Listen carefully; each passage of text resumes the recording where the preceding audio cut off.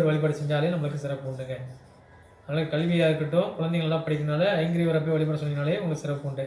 அப்போ திருவோண நட்சத்திரம் பிறந்தவங்களுக்கான தெய்வம் ஐங்கிரிவர். அவரை நீங்கள் வழிபாடு செய்யலாம். உங்களுடைய மொபைலில் அப்படியே ஏதாவது ஃபோட்டோஸை நீங்கள் வைக்கலாம். உங்களுக்கு பூஜை ரூமில் ஐங்கிரிவர் வாங்கி நீங்கள் வழிபாடு செய்யலாம். சரிங்களா? உங்களுக்கான குறியீடு காது, திருவோண நட்சத்திரத்துக்கான காது.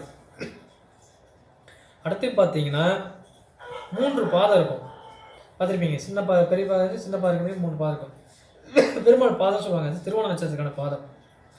அது பார்த்தீங்கன்னா வாமன அவதாரத்தில் பாதத்தை வச்சு ஆகாயத்தையும் பூமியும் அளக்கிறப்ப வச்ச பாதம் அப்படின்னு சொல்லி ஒரு கதை உண்டு வாமன அவதாரத்தில். அதில் 3வது பாதம் அது. சரிங்களா? 3 பாதம் இருக்கிற மாதிரியான குறியீடை நீங்கள் பயன்படுத்தினாலும் உங்களுக்கு சிறப்பு உண்டுங்க. அம்பு இது எல்லாமே திருவோண நட்சத்திரத்துக்கான குறியீடு. சரிங்களா? இதுவரை திருவோண நட்சத்திரக்காரங்களை பார்த்தோம். நம்மளுடைய சேனலில் நம்ம அறிந்தது தெரிந்த விஷயங்களை சொல்லிக் கொண்டு வருகிறோம். உங்களுக்கு இந்த வீடியோ பிடிச்சனா உங்கள் நண்பர்கள் ஷேர் பண்ணுங்கள். உங்களுடைய கருத்துக்களை பதிவிடுங்கள். மீண்டும் இதை போன்ற ஒரு நல்ல